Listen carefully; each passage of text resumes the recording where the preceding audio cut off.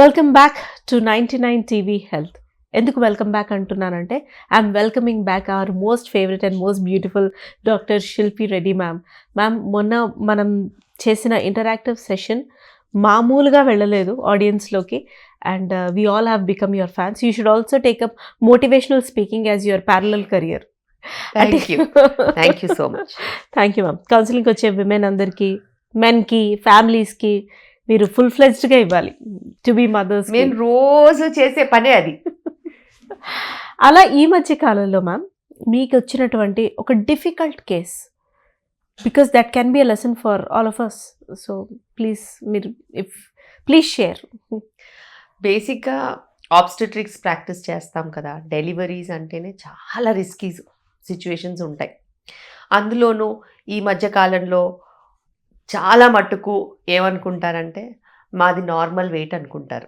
వాళ్ళు 60, 70, 80 ఉన్నా కూడా నార్మల్ అనుకుంటారు, విచ్ ఇస్ నాట్ నార్మల్. వాళ్ళకి షుగర్ లెవెల్స్ ఎక్కువ ఉన్నా, ఉమ్మనీరు ఎక్కువ ఉన్నా, బేబీ వెయిట్ ఎక్కువ ఉన్నా వాళ్ళు నార్మల్గా ఉన్నారని అనుకుంటారు.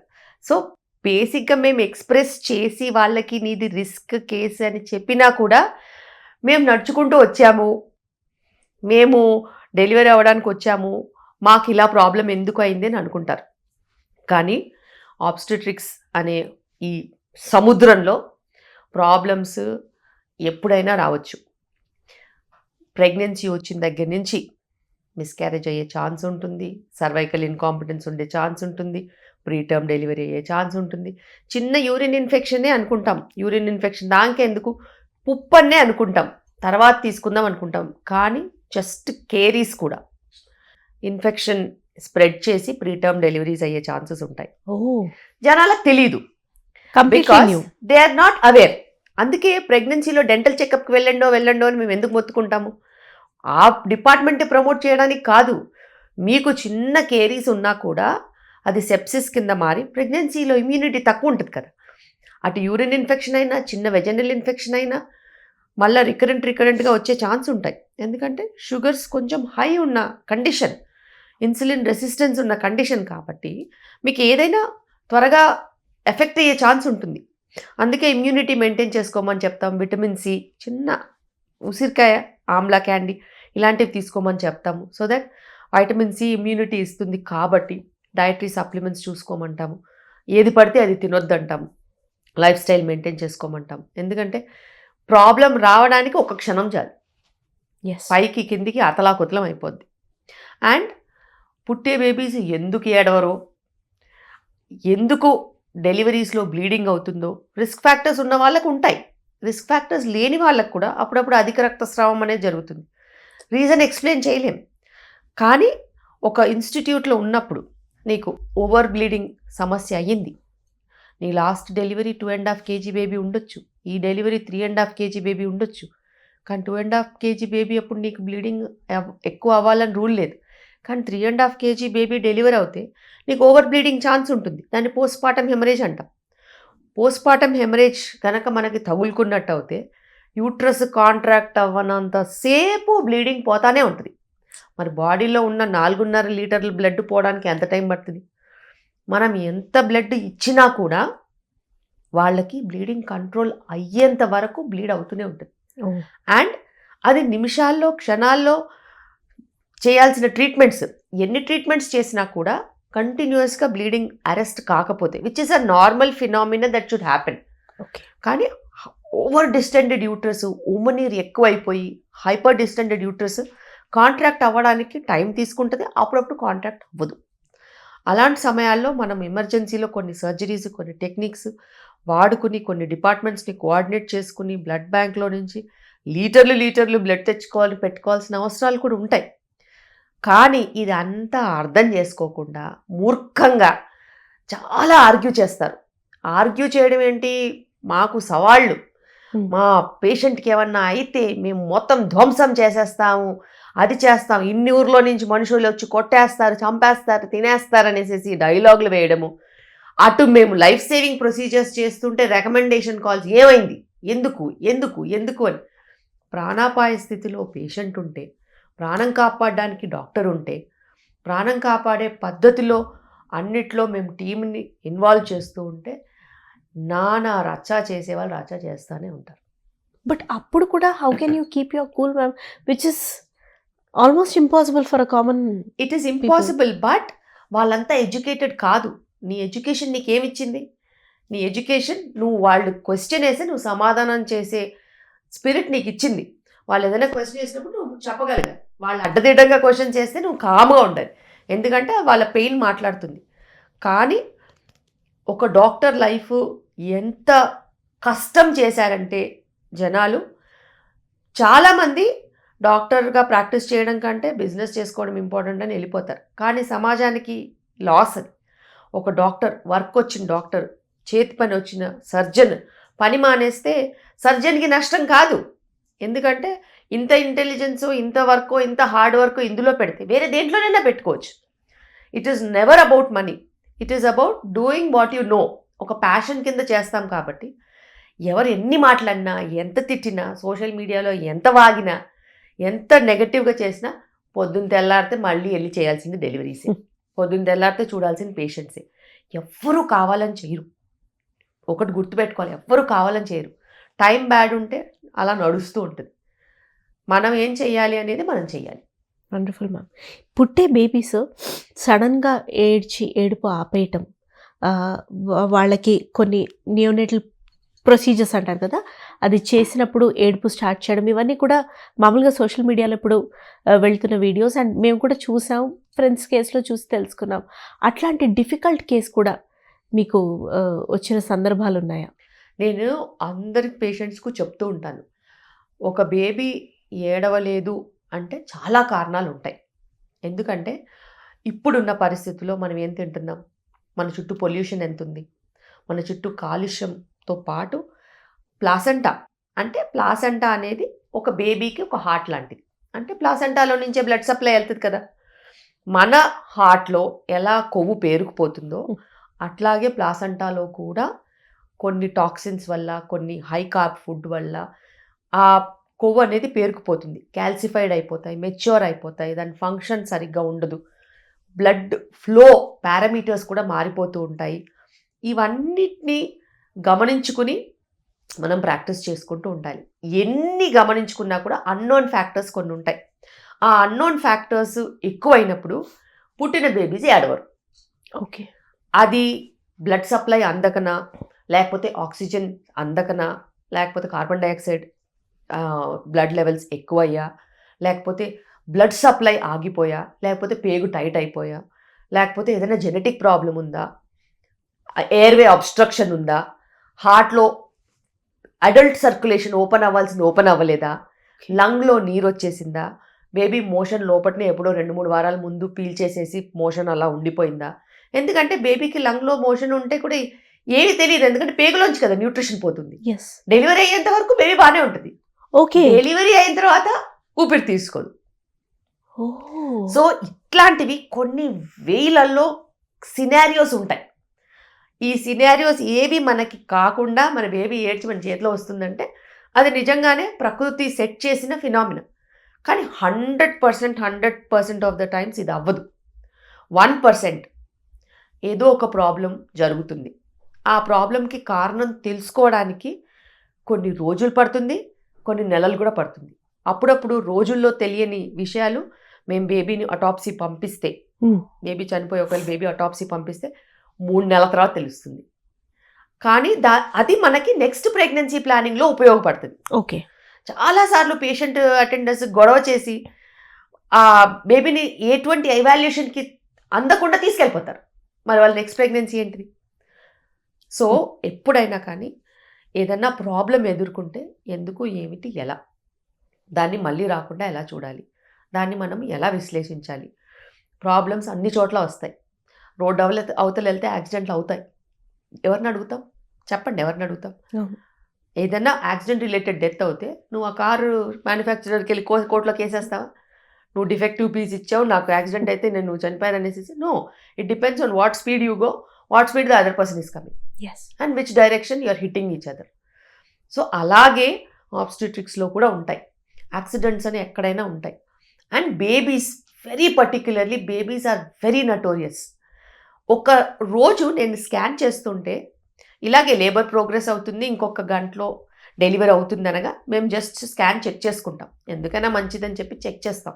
చెక్ చేస్తే ఆ బేబీ చేతిలో కార్డ్ పెట్టి ఇలా ఇలా పిసుకుతుంది. ఇంకా ఆలోచించండి నాకు ఎంత భయం వేసి ఉంటుందో ఆ టైంలో. ఆ బేబీ ఆ టైంలో ఆ కార్డ్ ఎందుకు నొక్కుతుందో ఆ బేబీకి కూడా తెలియదు. It's just an act. But ఆ కార్డ్ నొక్కినప్పుడల్లా 60 వెళ్తుంది హార్ట్ బీట్, 40 వెళ్తుంది హార్ట్ బీట్. మళ్ళీ ఆ కార్డ్ వదిలేయగానే మళ్ళీ నార్మల్ ఉంటుంది హార్ట్ బీట్. ఇప్పుడు నేను ఆ బేబీకి చెప్పగలుగుతానా నువ్వు అలా చేయొద్దని చెప్పి? ఎలా చెప్తారు మేడం? చెప్పలేము. అందుకే ఎమర్జెన్సీ సిజేరియన్ చేయాల్సి వచ్చింది. ఎస్. కానీ ఆ స్కాన్ నేను చేయగలిగాను, నేను చూశాను, ఆ ఫినామినా నేను రిజిస్టర్ చేయగలిగాను. అదర్ సెంటర్స్లో చేయలేని పరిస్థితి ఉంటే? చేయలేని పరిస్థితి ఉంది ma'am. I don't want to take the name. Exactly, చేయలేని పరిస్థితి ఉంటే మనం చేయలేం. ఎస్. మంచిగా హార్ట్ బీట్ ఉన్న బేబీ హార్ట్ బీట్ లేకుండా ఎలా వచ్చింది అని అంటే అదో కారణం. అదే ప్రపంచంలో ఎవరైనా తెలుసుకోగలుగుతారా? లేదు, తెలుసుకోలేరు. సో నటోరియస్ బేబీస్ ఉంటారు, అండ్ నోట్లో పెట్టి నవిలిన బేబీస్ కూడా ఉంటారు. కార్డ్. Yes, card. సో అవి మనకి తెలియవు. చాలాసార్లు మన ప్లాసెంటాస్, ఇండియన్ పాపులేషన్ ప్లాసెంటాస్ త్వరగా మెచ్యూర్ అయిపోతాయి. అండ్ 40 వీక్స్ ఆ టైంకి లేబర్ తట్టుకునే శక్తి వాటిలో ఉండదు. యుఎస్ యూకేలో మనం చూసుకున్నట్టు అయితే వాళ్ళు 42 వీక్స్ వరకు కూడా వెళ్తారు. అలా అని చెప్పి మన ఇండియన్స్ని వదిలేస్తారు అక్కడ 40 వీక్స్ దాటాక.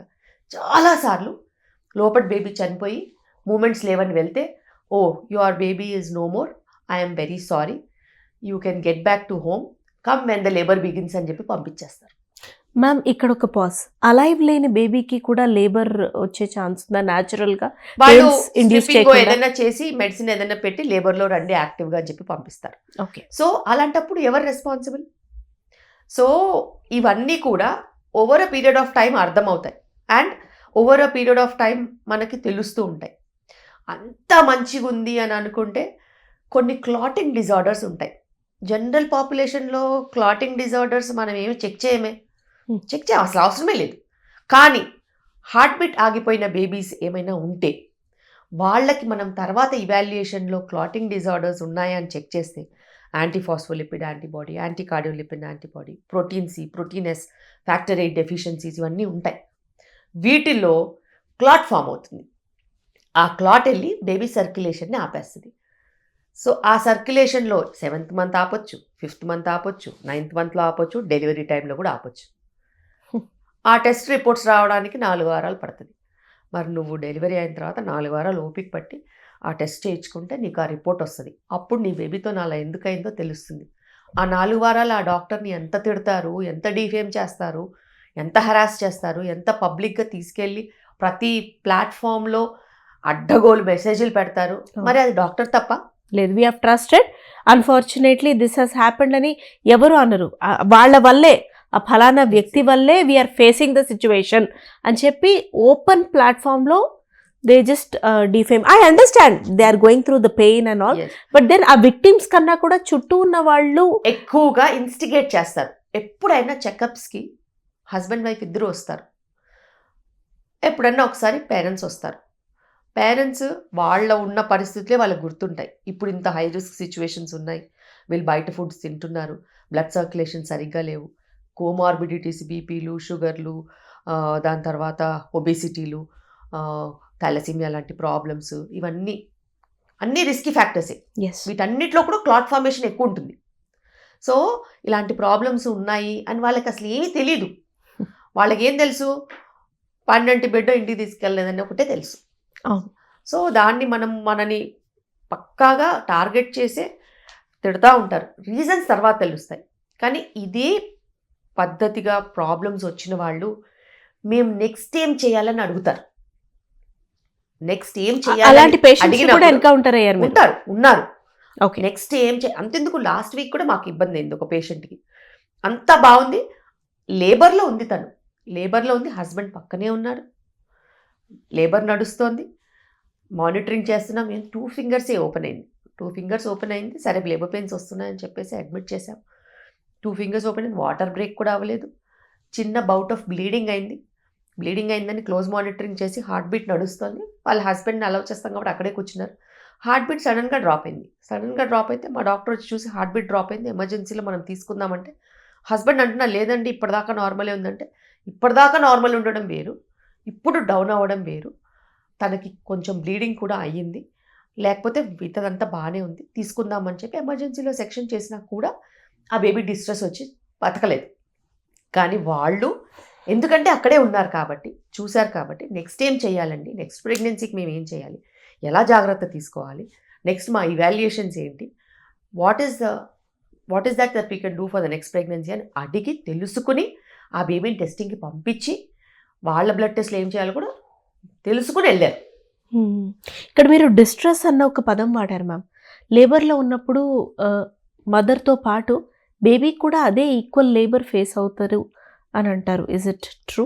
బేబీకి లేబర్ ఫేస్ అవ్వదు. ఓకే. బేబీకి ఏదైతే బ్లడ్ సర్క్యులేషన్ వెళ్తుందో అది మదర్ బేస్డ్ బ్లడ్ సర్క్యులేషనే ఉంటుంది. మదర్ పారామీటర్స్ ఏముంటే బేబీ పారామీటర్స్ అవే ఉంటాయి. మదర్కి హై షుగర్ రన్ అయితే బేబీకి హై షుగర్ రన్ అవుతుంది.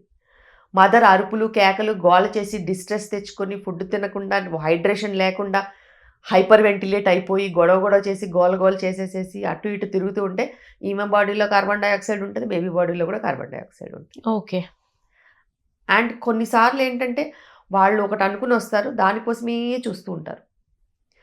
మాకు నార్మల్ కావాలని వచ్చాము, మాకు నార్మలే చేయండి అంటారు. కానీ ప్రాబ్లం వస్తే మీరు కదా డిసైడ్ చేయాలి, మీరు కదా కరెక్ట్గా చెప్పాలని చెప్పి డైరెక్షన్ మన వైపు వచ్చేస్తుంది. సో ఈ సిచ్యువేషన్స్ చూసి అంత తెల్ల జుట్టే వచ్చింది. సో ఏమీ మిగలలేదు అక్కడ. సో రోజు జరిగే రామాయణమే. అండ్ ఇప్పుడు చాలాసార్లు అంటూ ఉంటారు పేషెంట్స్ కూడా, అదే సెక్షన్ చేస్తే ఈ ప్రాబ్లం ఉండేది కాదని. సెక్షన్ చేస్తే కూడా అదే బేబీ ఏడవకపోతే అదే తంతు. Yes ma'am. బేబీ ఏడవనప్పుడు బేబీ చనిపోయిన తర్వాత సెక్షన్ చేశారని చెప్పి బ్లేమ్ చేస్తారు. అంతే తప్పితే వెరైటీగా ఏం కొత్తగా చెప్పరు. అస్సలు చెప్పరు. సో అప్పుడు హార్ట్ బీట్ చెక్ చేసిన బేబీ కూడా డెలివరీ చేస్తే సెక్షన్ ద్వారా బేబీ ఏడవలేదనుకో, బేబీ అడల్ట్ సర్క్యులేషన్ అడ్వాన్స్ అవ్వలేదు, baby did not cry for some reason, there will be so many reasons, for some reason the baby did not cry. So దాన్ని కూడా డాక్టర్నే blame చేస్తారు. Decision section తీసుకున్నారని ఎవరు అనుకోరు.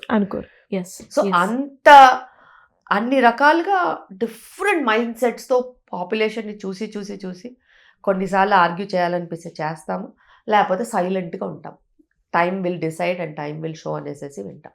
Wonderful ma'am. ఈ extension ఏంటంటే ఎంత ప్రాసెస్లో అందరికన్నా ఎక్కువ ఎఫెక్ట్ అయ్యేది సైకలాజికల్గా మదర్.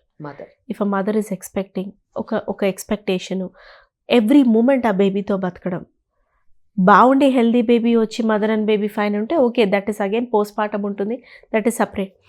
బట్ ఇలా అన్ఫార్చునేట్ కేసెస్లో how a women should cope up ma'am. ఇక్కడ నేను ఒక ఉమెన్గా మిమ్మల్ని అడుగుతున్నాను, పుట్టినందుకు పెళ్లి చేసుకున్నందుకు మదర్ అవ్వలేకపోతే ఒక ఉమెన్కి బతికేందుకు అర్హత లేదా?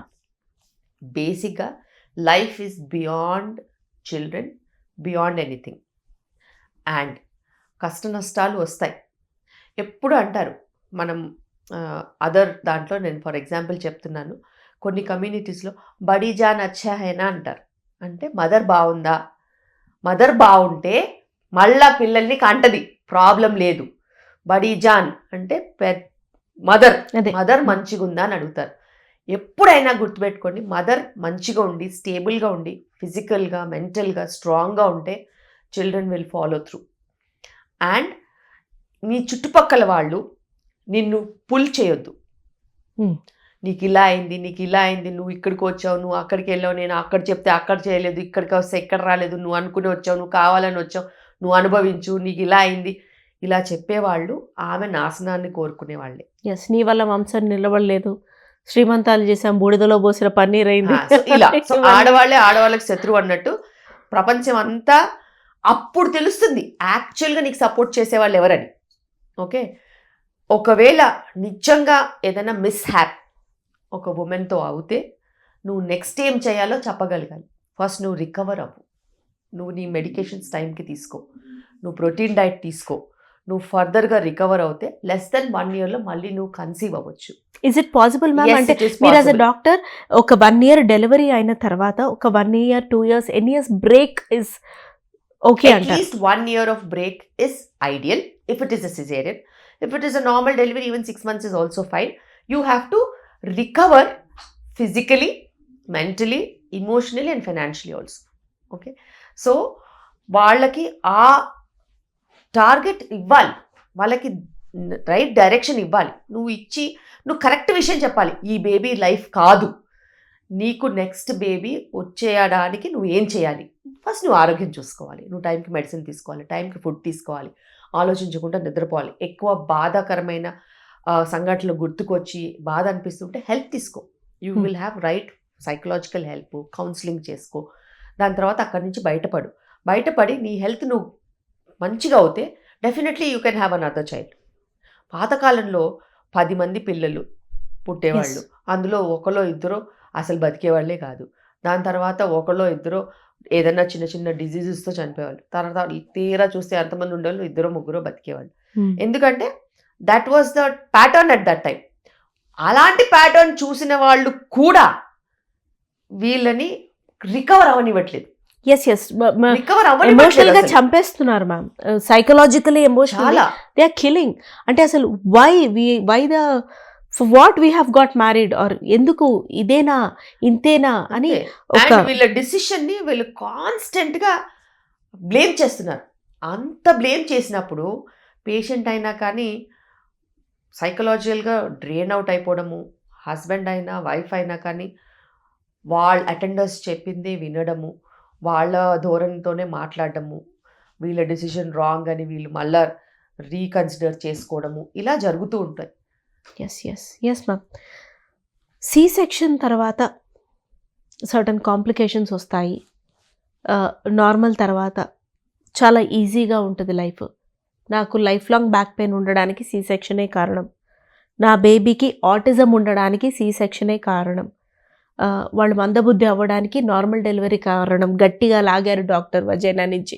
ఇట్లాంటి ఎన్నో సినారియోస్ వినపడుతూ ఉంటాయి. వన్ ఆఫ్టర్ ది అదర్ మీరు ఆన్సర్ నేను అడిగితే కనుక to burst out what is a myth, what is a reality. C section వల్ల లైఫ్ లాంగ్ బ్యాక్ పెయిన్ ఉంటుందా మ్యామ్? ఏ సర్జరీ వల్ల మనకి బ్యాక్ పెయిన్ రాదు. ఓకే. మనం కూర్చునే పొజిషన్, మనం తీసుకునే డయట్, మనం మెయింటైన్ చేసే కాల్షియం లెవెల్స్ అండ్ మన మజిల్ స్ట్రెంగ్త్, దీనిని మనం మెయింటైన్ చేయగలిగితే నార్మల్ డెలివరీ అయినా సెక్షన్ అయినా బ్యాక్ పెయిన్ రాదు. మీరు టైంకి కాల్షియం టాబ్లెట్స్ తీసుకోకుండా అబ్నార్మల్ పొజిషన్స్లో కూర్చుని ఫిజికల్ స్ట్రెంగ్త్ ట్రైనింగ్ లేకుండా మజిల్స్ని మొత్తం వీక్ అయిపోయేలాగా వదిలేసి విటమిన్ డి డెఫిషియన్సీని వచ్చినా కరెక్ట్ చేసుకోకుండా సప్లిమెంట్స్ టైంకి తీసుకోకుండా న్యూట్రిషనలీ నాన్ న్యూట్రిషనల్ ఫుడ్ తీసుకుని పిచ్చి పిచ్చి టైమింగ్స్కి తీసుకుని అదే మొత్తం బేబీ కేర్లో ఇన్వాల్వ్ అయిపోయి మిమ్మల్ని మీరు కేర్ తీసుకోకపోతే మీకు బ్యాక్ పెయిన్ తప్పదు. ఎందుకంటే ఇప్పుడు హయ్యర్ ఏజెస్లో ప్రెగ్నెన్సీస్ వస్తున్నాయి కాబట్టి కాల్షియం బయటికి వెళ్ళే టైంలో నువ్వు కంటే మరి అదే ప్రాబ్లమ్స్ ఉంటాయి. బట్ ఎప్పుడైనా మంచి కాల్షియం తీసుకుని మంచి వైటమిన్ డి సప్లిమెంట్స్ తీసుకుని బ్యాక్ స్ట్రెంథనింగ్ ఎక్సర్సైజెస్ చేసుకుని ఫీడింగ్ ఇచ్చేటప్పుడు స్ట్రైట్గా కూర్చుని స్ట్రెంగ్త్ ట్రైనింగ్ మీద ఫోకస్ పెట్టి రెగ్యులర్గా హెల్దీ హోమ్ మేడ్ ఫుడ్ తిని టైంకి పడుకుంటే నీకు బ్యాక్ పెయిన్ అనేది రాదు. అది నేను రాసిచ్చేయగలుగుతాను, అదైతే నో డౌట్. అంతేకాని ఈ ఇంజెక్షన్స్ వల్ల ఇక్కడ స్పైనల్లో ఇచ్చే ఇంజెక్షన్స్ వల్ల యాక్చువల్లీ ఆ స్పైనల్ ఇంజెక్షన్ ఇంత సన్నగా ఉంటుంది, కరెక్ట్గా 25 నంబర్లు 26 నంబర్స్తో ఇస్తున్నారు, చాలా సన్నగా ఉంటాయి నీడిల్స్. దానివల్ల వచ్చింది బ్యాక్ పెయిన్? దానివల్ల అసలు రాదు. ఆల్మోస్ట్ నాకు 2 ఎపిడ్యూరల్స్ 2 స్పైనల్స్ 4 టైమ్స్ నా స్పైన్కి ఇంజెక్షన్స్ నేను తీసుకున్నాను, జనరల్ అనెస్థీషియాస్ కాక. So I have never developed any backache because calcium intake కరెక్ట్గా ఉంది. స్ట్రైట్గా కూర్చుంటాను, ఓపీ చూసేటప్పుడు కూడా స్లౌచింగ్ లేకుండా స్ట్రైట్గా కూర్చుంటాను. And make sure that you have calcium rich food and never have over weight, అంతే. అది మనం చూసుకుంటే ఎప్పుడు ఎవ్వరికి ఏం కాదు. And both times that I have taken epidural, I have taken it for 2 days. So the catheter was inside for 2 days, 2.5 days. So I have never developed any back pain. మీరు as a డాక్టర్గా yes, but as a ఉమెన్గా మదర్గా మీరు 3 పిల్లల తల్లి. Okay, ఒకరు ఒక డెలివరీలో 2 వచ్చేసిన twins, ఇంకొక child అయినా యు ఆర్ రేజింగ్ 3. సో మీకు how was the pregnancy, how was the delivery? Was it easy or what was it very difficult for you? Almost ఇప్పుడు ఇంతకుముందు నేను చెప్పిన పిక్చర్‌లో ఏమీ తగ్గలేదు నాది. Oh! I had a very, very bad experience. And నేను ఆబ్స్టెట్రిక్స్ ఎందుకు ప్రాక్టీస్ చేస్తున్నాననేది కూడా దానికే అదే కారణం. ఓకే. ఫస్ట్ నేను ట్విన్స్ ఐవీఎఫ్‌తో కన్సీవ్ అయినప్పుడు నాకు ప్రీటర్మ్ డెలివరీ అయింది. ప్రీటర్మ్ డెలివరీ కూడా సర్విక్స్ ఓపెన్ అయిపోయింది. నేను స్టిచ్ అడిగినా నా డాక్టర్ వేయలేదు. సర్విక్స్ ఓపెన్ అయిపోతే అప్పుడు స్టిచ్ వేశారు. ఆ స్టిచ్ 2 వీక్సే ఉండింది. 26 వీక్స్‌కి డెలివరీ అయ్యాను. Twin babies in NICU. Nothing but I have to work to pay for the NICU టైప్స్‌లో ఉండింది. But then I somehow managed. I was strong enough. I had a very good neonatology support, and somehow I could take my babies home. After how many months ma'am? 3 months. They were 3 months in NICU, 100 days. Thanks for sharing. But that was So, very difficult. It was very difficult. నేను morning నుంచి evening వరకు, night వరకు practice చేసి 11 o'clockకి వెళ్ళేదాన్ని పిల్లల్ని చూడడానికి. How was your mental state of mind at that I time? had nothing but to get them out of NICU at any cost.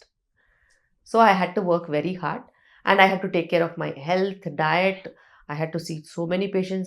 I used to do 40 scans in a day. Mala gynec surgeries, obstetric surgeries, Oh. deliveries, and then at the end of the day go see my babies and come. In between 2 hours కోసారి మా mother వచ్చి breast milk express చేయించుకొని కూడా వెళ్ళేది. Because బేబీస్కి feeding పంపించాలని చెప్పి. So we use to balance all these things. At least second డెలివరీలో ఉన్న మంచిగా ఉంటుందేమో అనేసి then I went to my old doctor who did my IVF. She put a stitch. That stitch worked out very well at 37 weeks. ఎందుకైనా మంచిది, bad obstetric history ఉంది కదా అనేసి ఇద్దరు ఆబ్స్టెట్రిషియన్స్, ఇద్దరు paediatricians, some time very accessible timing 10:30 when everything is not busy.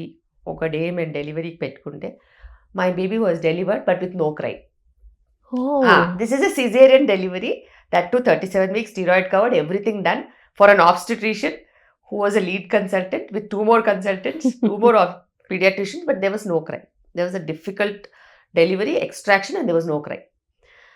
ఆ cry లేకపోతే మళ్ళీ ఎన్ఐసీయూలో 2 days. 2 days ఎన్ఐసీయూలో పెట్టాక థర్డ్ డే అప్పుడు బ్రీదింగ్ ఎస్టాబ్లిష్ ప్రాపర్గా అవుతే థర్డ్ డే వాళ్ళు డిశ్చార్జ్ చేశారు. So it can happen with anybody. yes. It can happen with anybody. Yes. Without cry, anybody can come. Anybody can Why come did on. it happen? ఒక lung consultation ఉండింది. ఎందుకు ఒక lung open అవ్వలేదో తెలియదు, ఏమీ తెలియదు. No reason but whatsoever. నేనేమనుకున్నానంటే సరే okay, if this has happen, where is the best care అని చెప్పి అక్కడికి పంపించేసేసి అక్కడికి నేను 2 days తర్వాత వెళ్ళి చెక్ చేసుకుని బెటర్ అయిన తర్వాత ఇంకో 1-2 days అబ్జర్వ్ చేసుకుని ఇంటికి తీసుకెళ్ళాను. అంతకుమించి మనం ఏం చేయగలుగుతాం చెప్పండి? yes. బట్ అందరికీ మీకున్నంత స్ట్రెంత్ ఎక్కడ possible ma'am? It is obstetrics. Obstetrics అంటే ఇలాగే ఉంటుంది. ఎందుకన్నారు ఆబ్స్టెట్రిక్స్ అనగానే లాట్ ఆఫ్ ఆబ్స్టికల్స్ ఉన్నాయి ఇందులో. ఎస్, అండ్ ఎవరికో కామన్ పాపులేషన్ అలా వెళ్ళిపోతానే ఉంటారు. అందుకే చాలా మందికి ప్రాబ్లమ్స్ వస్తాయని తెలియదు. ఎందుకంటే వాల్యూమ్స్లో కొన్ని లక్షల కోట్ల డెలివరీస్లో కొన్ని వందలు ప్రాబ్లమ్స్ ఉంటాయి. సో ప్రాబ్లమ్స్ని గమనించడం కంటే మిగతావే ఎక్కువ నంబర్స్ కనిపిస్తాయి. కాబట్టి ఎప్పుడన్నా అరుదుగా జరిగినవి కూడా భూతద్దంలో వేసి చూస్తారు. ఎస్, ఆబ్స్టెటిక్స్ అంటే నేను ఒక ఆడియన్స్ పర్స్పెక్టివ్ నుంచి అడుగుతున్నాను మ్యామ్. ప్లీజ్ ఎక్స్ప్లెయిన్, బికాస్ మనకైనా మొన్నటి వరకు నాకే తెలుసుకుందాం, గైనకాలజిస్ట్ తెలుసు, ఆవిడ సర్జన్ చేస్తారని తెలుసు, సర్జరీ చేస్తారని తెలుసు, నార్మల్ చేస్తారు లేదా కాంప్లికేషన్స్ ఏమైనా ఉంటే సి సెక్షన్ చేస్తారని తెలుసు. ఆబ్స్టెటిక్స్ అంటే ఏంటి?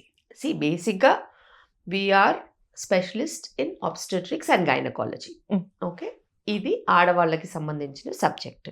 ఆబ్స్టెట్రిక్స్ అంటే ప్రెగ్నెన్సీ, డెలివరీ, పోస్ట్ డెలివరీకి సంబంధించిన ఏరియా. గైనకాలజీ అంటే పీరియడ్స్, పీరియడ్ పెయిన్స్, గైనిక్, యూట్రస్కి సంబంధించి, ఓవరీస్కి సంబంధించి, ట్యూబ్స్కి సంబంధించి, ఇన్ఫెక్షన్స్కి సంబంధించి, క్యాన్సర్స్కి సంబంధించి గైనిక్. సో గైనిక్ అంతా డెలివరీకి సంబంధించింది కాదు, డెలివరీ అంతా ఆబ్స్టెట్రిక్స్ సంబంధించింది అనమాట. సో ఈ 2 ఏరియాస్ ఉమెన్స్ లైఫ్లో మెయిన్ పార్ట్ కాబట్టి ఇది ఆబ్స్టెట్రిక్స్ అండ్ గైనకాలజీ అంటారు. చాలాసార్లు మన దేశంలో 2 ప్రాక్టీస్ చేస్తాం. we practice both. We practice gynecological problems and obstetrics also. Outside countries లో డిలీనియేట్ చేసేస్తారు. ఆబ్స్టెట్రిక్స్ చేసిన వాళ్ళు గైనిక్ చేయరు, గైనిక్ చేసిన వాళ్ళు ఆబ్స్టెట్రిక్స్ చేయరు. Because those 2 are individualised. అందులో కూడా ఒక సూపర్ స్పెషాలిటీ లాగా వెళ్ళిపోతూ ఉంటారు. Yes ma'am. మీరు ఎలాగో పీరియడ్ అనే టాపిక్ వచ్చింది కాబట్టి కొంతమందికి భరించలేని పీరియడ్ పెయిన్ వస్తుంది. ఇంకా కింద పడి మెలికలు తిరిగిపోయి నాగుపాము డాన్సులు కూడా చేసేస్తూ ఉంటాం. This putting in a lighter way for the audience, but I understand how it feels. ఏ పెయిన్ కిల్లరో మెఫ్టాలో ఇంకొకటి ఏదో ఒకటి వేసేసుకుంటారు కొంతమంది. మరి కొంతమంది హోమ్ రెమెడీస్ ట్రై చేస్తుంటారు. ఇంకొంతమంది అంటారు పెళ్ళై పిల్లలు పుట్టిన తర్వాత నీకు ఈ పెయిన్ తగ్గుతుందని. అయినా కూడా తగ్గదు. అసలు ఇంత విపరీతమైనటువంటి పీరియడ్ పెయిన్కి ఆ ఇదికి అసలు మెయిన్ రీజన్ ఏదంటారు మీరు? పీరియడ్ పెయిన్స్కి చాలా కారణాలు ఉంటాయి. కొన్ని ఫిజియోలాజికల్ రీజన్స్, ఆ బ్లడ్ సప్లై ఆ ఈస్ట్రోజన్ ప్రొజెస్ట్రాన్ డ్రాప్ అవ్వడము, ఆ బ్లడ్ సప్లై ఆగిపోవడము, ఆ లైనింగ్ షెడ్ అవ్వడము, ఆ షెడ్డింగ్ మెకానిజంలోనే ఆ పెయిన్ అనేది స్టార్ట్ అయిపోతుంది. కొంతమందికి ఆ ఈస్ట్రోజన్ ప్రొజెస్ట్రాన్ డౌన్ అవ్వగానే పెయిన్ స్టార్ట్ అయిపోతుంది. కొంతమందికి ఫ్లో ఎక్కువ ఉండడం మూలన పెయిన్ వస్తుంది. కొంతమందికి అడినోమయోసిస్ ఉంటుంది, అంటే bleeding inside the muscle of the uterus అవుతుంది. కొంతమందికి ఫైబ్రాయిడ్స్ ఉంటాయి. కొంతమందికి ఆ యూట్రసే కొంచెం బల్కీగా ఉంటుంది, ఇన్ఫ్లమేషన్ ఉంటుంది. సో ఇలా ఎన్నో రకాల ప్రాబ్లమ్స్తోని ఈ పెయిన్స్ రావచ్చు. కొన్ని న్యూట్రిషనల్ డెఫిషియన్సీస్ ఉండొచ్చు, వైటమిన్ డి డెఫిషియన్సీ ఉండొచ్చు, కాల్షియం డెఫిషియన్సీ ఉండొచ్చు, బి కాంప్లెక్స్ డెఫిషియన్సీస్ ఉండొచ్చు. వాళ్ళకి బాడీ వీక్గా ఉండొచ్చు. కొంతమందికి ఇమోషనల్ డెఫిషియన్సీస్ ఉంటాయి. వాళ్ళకి అది వచ్చే ఫియర్తోనే ఆ ఫియర్తో పెయిన్ స్టార్ట్ అయిపోతుంది. ఓకే. సో ఆ ఫియర్ పెయిన్ ఫియర్ పెయిన్ ఆ సైకిల్లో ఉంటారు. అండ్ ఎవ్రీ మంత్ ఆ ఫియర్తోనే యాంటిసిపేటెడ్గా పెయిన్ వచ్చేస్తుంది అనమాట. సో ఇలా కూడా ఉంటాయి. అయితే ఏదైతేనేమి reason we have to find out. Nutritional deficiencies we have to clear. Yes. Fitness we have to maintain. Home remedies ఉంటాయి చాలాసార్లు. మంచి ఐరన్ రిచ్ ఫుడ్స్ తీసుకోవడము, చిన్నగా ఒక చిన్న కొబ్బరి ముక్క తినడము, లేకపోతే రోజు ఒక బనానా తీసుకోవడము, లేకపోతే ఓవర్ నైట్ నానబెట్టిన రైజిన్స్ ఉంటాయి, కిష్మిష్, మార్నింగ్ ఆ నీళ్ళు తాగడము, ఆ కిష్మిష్ తినడము, చిన్న చిన్నగా హోమ్ రెమెడీస్తో పాటు కొంచెం రాగి కొంచెం ఇంక్లూడ్ చేసుకోవడము, అట్లా రక్తహీనత లేకుండా చూసుకోవడము, జనరల్ హెల్త్ మెయింటైన్ చేసుకోవడము, వాకింగ్ అన్నా ఏదన్నా పని రెగ్యులర్గా చేసుకోవడం, మీ ఫిట్నెస్ చూసుకోవడము, యోగా, బ్రీదింగ్ ఎక్సర్సైజెస్ రెగ్యులర్గా చేసుకోవడం, ఇవన్నీ కూడా మనము క్రమం తప్పకుండా చేసినట్టు అవుతే వీటితో రెక్టిఫై అవుతుంది. కానీ చాలాసార్లు పేషెంట్స్ 1 మంత్ చేస్తారు, 2 మంత్స్ చేస్తారు, 3 మంత్స్ చేస్తారు, దాని తర్వాత స్టాప్. ఎస్ ఎస్ సో అలా స్టాప్ ప్లీజ్ కౌంట్ మీ అయిపోయి వచ్చేస్తాయి. నేను కూడా ఆ కేటగిరీలో ఉన్నా. Yes ma'am. సో మీరు అంటారు anything be consistent and let that be continuous. Wonderful ma'am, wonderfully set. మీరు కూడా ఎవ్రీ ఇయర్ ఉమెన్కి సంబంధించి, ప్రెగ్నెంట్ ఉమెన్కి సంబంధించి ఒక బ్యూటీ ప్యాజెంట్కి ఏమాత్రం తగ్గకుండా you have been doing that amazing contest where pregnant women along with their partners participate, and ఈ ఇయర్ కూడా మీరు చేస్తున్నారు. అది మంచి సక్సెస్ సాధించింది. మీ మాటల్లో ఆ ఎక్స్పీరియన్స్ కూడా చెప్పండి మేడం. సో మిస్సెస్ మామ్ అనే ఈవెంట్లో మనము labour, delivery, pregnancy care and health, wellness ఇవన్నిటిని బాగా కాన్సన్ట్రేట్ చేస్తాం. అండ్ యాజ్ అ కపుల్ ఇద్దరి మీద ఫోకస్ చేస్తాం. అండ్ అందులో మనము పబ్లిక్కి అవేర్నెస్తో పాటు, ఇన్ఫర్మేషన్తో పాటు ఎడ్యుకేషన్ కూడా ఇస్తాం. ఈ ఎడ్యుకేషన్ ద్వారా కరెక్ట్ ఇన్ఫర్మేషన్ అందరికీ వెళ్తే బాగుంటుందనే ఉద్దేశంతో చేస్తాం. వాళ్ళ ఫిజికల్ ఫిట్నెస్ మీద, మెంటల్ ఫిట్నెస్ మీద, ఇమోషనల్ ఫిట్నెస్ మీద మనం చాలా కాన్సన్ట్రేట్ చేస్తాం. అండ్ ఇలా ఎడ్యుకేటెడ్ వాళ్ళు రేపు ఇంకెవరికైనా ఒపీనియన్ ఇవ్వడానికి కూడా వాళ్ళకు ఒక స్థాయి ఉంటుంది, ఎందుకంటే వాళ్ళకి కరెక్ట్ ఇన్ఫర్మేషన్ తెలుసు కాబట్టి. And risks of labour, risks of delivery, why to choose normal delivery, what is the benefits, what are the benefits of going in with breast feeding, child care, lactation, new born handling ఎలా చేసుకోవాలి, పీడియాట్రిక్లో emergencies ఏంటి, ఎలా జాగ్రత్తగా తీసుకోవాలి, వ్యాక్సినేషన్స్కి ఎంత importance ఇవ్వాలి, మనము music, art, సైన్స్కి ఎంత వాల్యూ ఇవ్వాలి, which will help in the form of గర్భ సంస్కార్, మనం వాల్యూస్ బేబీకి పొట్టలో ఉన్నప్పటి నుంచే ఎలా ఇవ్వాలి, ప్రెగ్నెన్సీకి ఒక జర్నీ లాగా ఎలా తీసుకెళ్ళాలి, ఒక మెమరీ మేకింగ్ లాగా ఎలా చేయాలి, ఇలా ఎన్నో విషయాలతో కూడుకున్నదే ఈ మిస్సెస్ మామ్. ఈ మిస్సెస్ మామ్ ఈవెంట్లో మనము అన్నీ చెప్తాం, ఇంక్లూడింగ్ హై రిస్క్ కేర్ కూడా చెప్తాం. రిస్క్ ఎప్పుడు ఉంటుంది, ఎలా ఉంటుంది, ఎందుకు ఉంటుంది, బికాస్ దే షుడ్ నో కదా. Yes. Pregnancy is not only glorified, it has got its glory, it has got its beastly thing also. So ఇవన్నీ కూడా మేము చెప్తాం, సో దట్ వాళ్ళు రేపు వాళ్ళకి తెలిసిన వాళ్ళలో ఏదైనా సమస్య వస్తే నిలబడి ఇలా అవ్వచ్చు, ఇది అబ్నార్మల్ కాదు అని చెప్పడానికి ఉంటుంది. Wonderful ma'am. ప్రెగ్నెన్సీ ఫోటోషూట్ మీద అంటే నేను ఎందుకో ఈ మధ్య బిలీవ్ చేయాల్సి వస్తుంది మ్యామ్, నలుగురు నోళ్లలో నానద్దు అని. యూనో తెలిసిన వాళ్ళే, అన్ఫార్చునేట్లీ మనకి బాగా క్లోజ్ ఉన్న వాళ్ళే వాళ్ళ ప్రెగ్నెన్సీ సాడ్ జర్నీని షేర్ చేసుకోవటం, ఎక్స్పెక్టేషన్ ఒకటైతే రిజల్ట్ ఒకటి ఉండి ఒకలాంటి ట్రామాకి గురవడం, ఇవంతా జరుగుతోంది. What you have to say on a pregnancy photoshoot? ఈ కల్చర్కి మీరేమంటారు? బేసిక్గా లైఫ్ ఈజ్ వెరీ షార్ట్, అదైతే నేను చాలా బిలీవ్ చేస్తాను. And when you have to talk about your own journey, మీరు ఏది మిస్ అవ్వద్దు ఆ జర్నీలో, అది మనం గుర్తుపెట్టుకోవాలి. ఒక 60-70 ఇయర్స్ అయిన తర్వాత మీరు ఏం చేస్తారు చెప్పండి? You would not be working Yes. As such, Yes. you will have your grandchildren and you would be talking to them about what you did in Yes. your life. Yes. Then when you start talking and when you start sharing your memories, this will also be one of the memories to share to your children, to your grandchildren, to show them that this is what we recorded and kept. Book making అంటారు, memory keeping అంటారు, అందులో చేయగలిగామని. సరే ఇవన్నీ చేసుకోవచ్చు, మీకు అంతగా బయట వాళ్ళు మనకి దృష్టి పెడతారు అని అనుకుంటే బయట చూపించకండి, మీకు మీరే పెట్టుకోండి. Yeah. మీ ఫ్యామిలీలోనే చూపించుకోండి, లేకపోతే మీ పిల్లలకు చూపించండి, వాళ్ళ పిల్లలకు చూపించండి. ప్రపంచం మొత్తం చూపించాల్సిన అవసరం లేదు. బికాస్ దృష్టి అనేది ఉంది, ఇట్ విల్ ఇంపాక్ట్. బికాస్ అందరూ పాజిటివ్గా మాట్లాడరు, నెగటివ్గా మాట్లాడే వాళ్ళ వైబ్రేషన్స్ కూడా మనకి తగులుతాయి. సో ఎప్పుడైనా ప్రెగ్నెంట్ అయిన వాళ్ళు ఉంటారు, చాలా రోజుల తర్వాత ప్రెగ్నెంట్ అయిన వాళ్ళు ఉంటారు. నీకు ఇప్పుడు అవసరమా, నీకు ఇది Yes. అవసరమా, నీవు ఇంత రిస్క్ తీసుకోవాలా, నువ్వు దానికి వెళ్ళాలి, నువ్వు దీనికి వెళ్ళాలా, నువ్వు ఇట్లా వెళ్తే నీకు ఇట్లా అవుతుంది, అట్లా వెళ్తే ఇట్లా అవుతుంది అని చెప్తే వాళ్ళ వైబ్రేషన్స్ వీళ్ళకి తగులుతాయి. అండ్ ఆ వైబ్రేషన్స్ మేనిఫెస్ట్ కూడా అవుతాయి. అందుకే పెద్దవాళ్ళు ఎప్పుడు చెప్తారు, ఎప్పుడు మంచిగా మాట్లాడాలి. ఎందుకంటే ఆ మంచి మాట్లాడుతూ ఉంటేనే అది జరుగుతుంది. మనం చెడు మాట్లాడామనుకో అది అలాగే మేనిఫెస్ట్ అవుతుంది. సో మనం మేనిఫెస్ట్ అవ్వద్దంటే కూడా ఇంట్లో వాళ్ళందరూ కూడా హస్బెండ్ వైఫ్ ఏదైనా డిసిషన్ తీసుకుంటే దానికి సపోర్ట్ చేయాలి, వీలుంటే సపోర్ట్ చేయాలి, లేకపోతే సైలెంట్గా ఉండాలి. లేకపోతే నువ్వు ఇలా చేసావు, నీకు ఇలా అయింది, నువ్వు ఇలా చేస్తే నేను అప్పుడే చెప్పా. సో ఇలాగా vibrations, words, vibrations and energies they manifest. అది మనం కారణం కావద్దు. సో మనము జాగ్రత్తగా ఉండాలి ఇలాంటి విషయాల్లో. అలాంటి మనుషులు ఉన్నారు అని అంటే వాళ్ళకి దూరంగా ఉండాలి. Wonderful ma'am.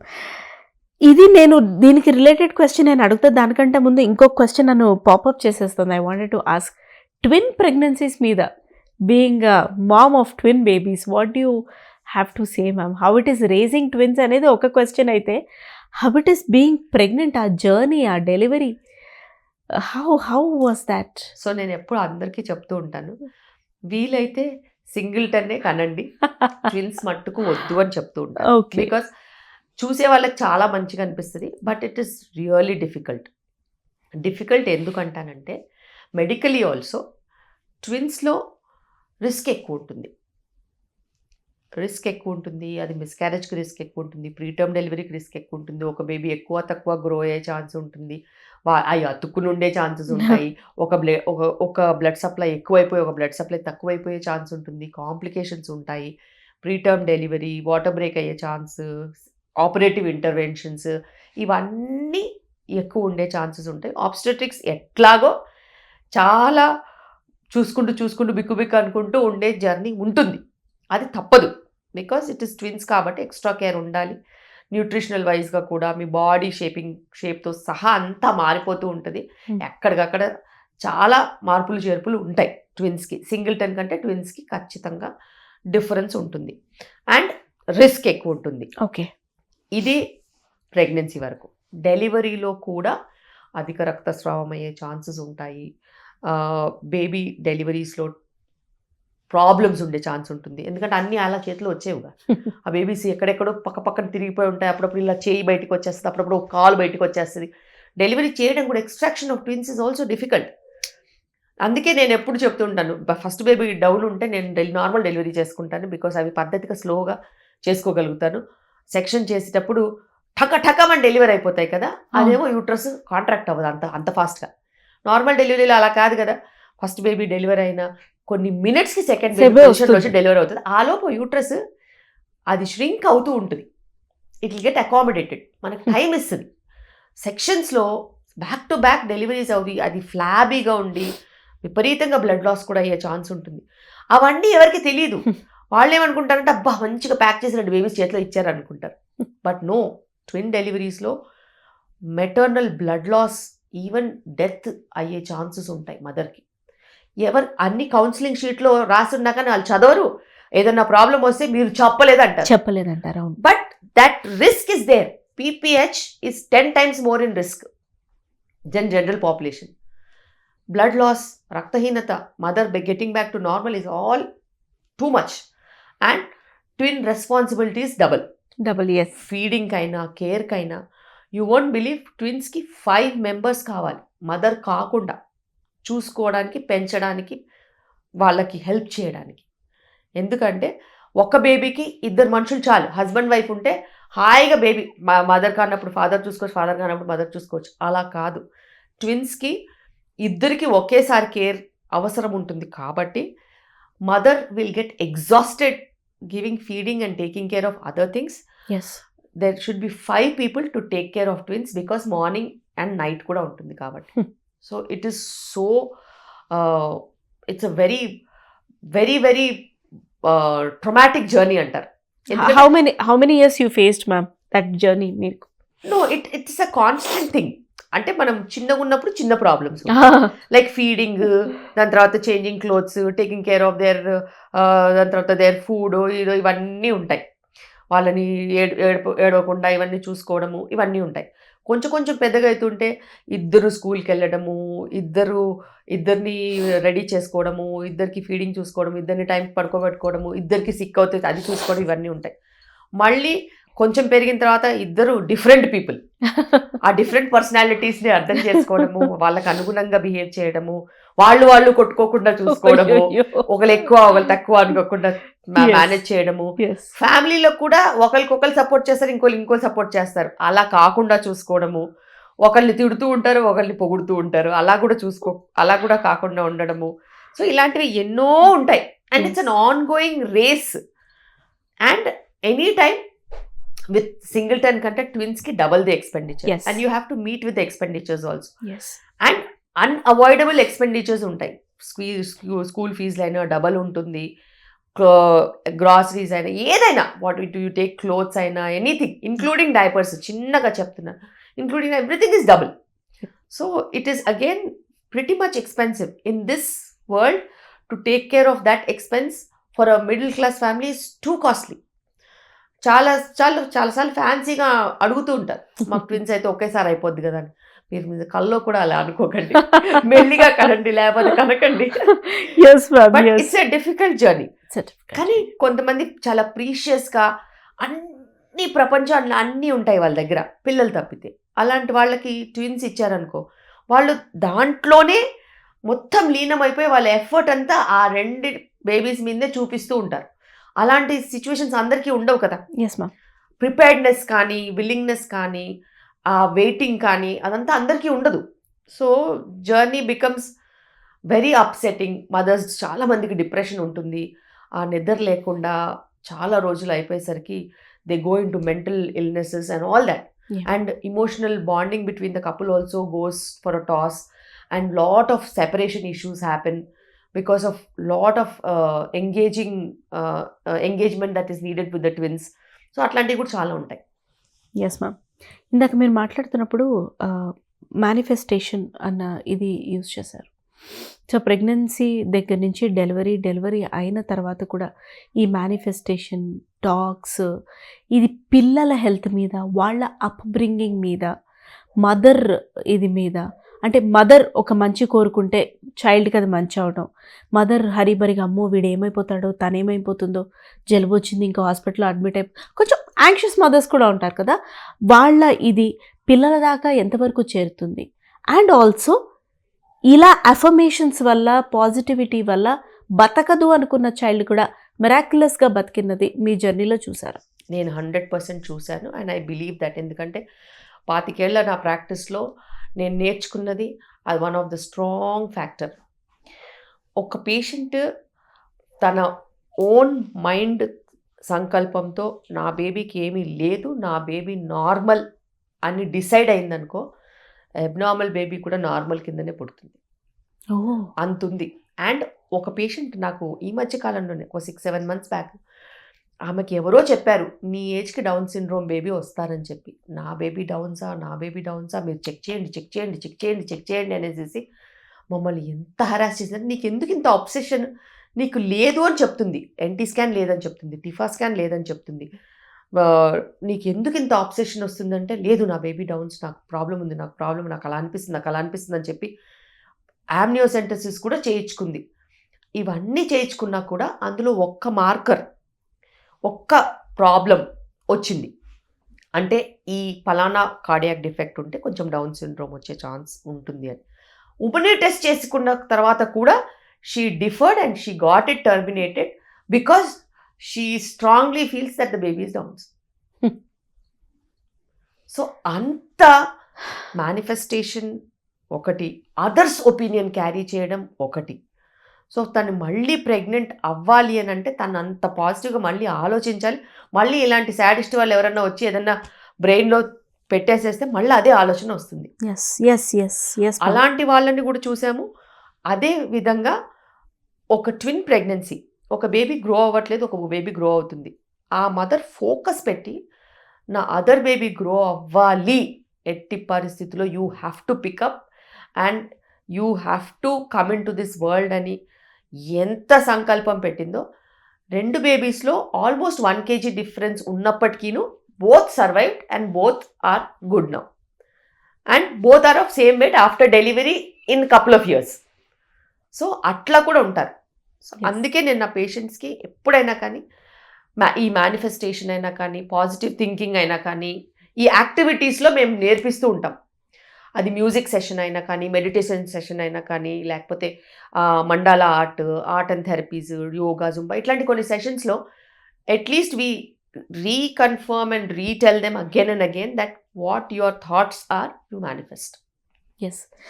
Before we end the session, I have a question, ma'am. When are you starting a counseling session for young mothers? Parallel. Counselling session అంటే ఏముండదు, but I believe in positivity and what positivity can do to the world. If you spread positivity, it will definitely help not only you as a person, your surroundings, and also people eventually. People who have negative experiences, it is not because of an individual or an institute or a situation. It is because of something that was not avoidable. కొన్ని unavoidable situations ఉంటాయి. Maybe you can call it karma, or maybe you can call it your what you manifested or whatever. దానికి చాలా రంగుల words ఉంటాయి. But it is an event that should not impact you today, it should not impact you tomorrow. Move on, and when you move on you will find your path towards that light, and that light will guide you for your next happiness. ఈరోజు bad అయిందని ఎప్పుడు ఆగొద్దు. Bad అయిపోయిందా, finished, ఈ లైఫ్కి ఈ bad ఇదే చాలు, ఇంకా నెక్స్ట్ నాకు ఇంకే బ్యాడ్ రాసలేదని ముందుకెళ్ళాలి. Wonderful ma'am, wonderful. ఇది మాత్రం అసలు బోల్డ్ లెటర్స్లో రాయాలి. What you have said. We manifest many more wonderful sessions with you ma'am at this platform. Thank you so much for encouraging, motivating us. Thank you so much for encouraging healthy motherhood, womanhood for that matter. Thank you, ma'am. Thank you. Thank you so much. Please do subscribe to 99 TV Health.